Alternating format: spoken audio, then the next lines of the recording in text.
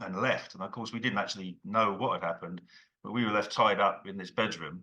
And after about 20 minutes, we couldn't hear any noise anymore. So we thought between us that he'd obviously gone. So my mum and I managed to untie ourselves, and it transpired that he had left. We went downstairs. My mum shouted and screamed in the driveway, and the neighbour called the police because in those days, of course, there was no mobile phones. Yeah. One of those things you had in the room if you're lucky, a bit of cord and a thing you put to her ear.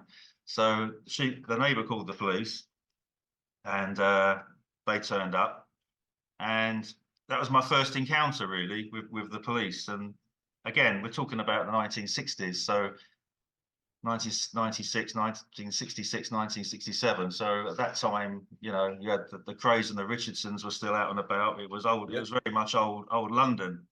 And I always remember the CID as they were turned up, and they had the long Macs, and they were all the sort of short hair with the moustaches. And I always remember how sort of kind they were to us. That stuck with me. How good they were with myself, my mum, and my brother. And of course, my dad came home because they informed him.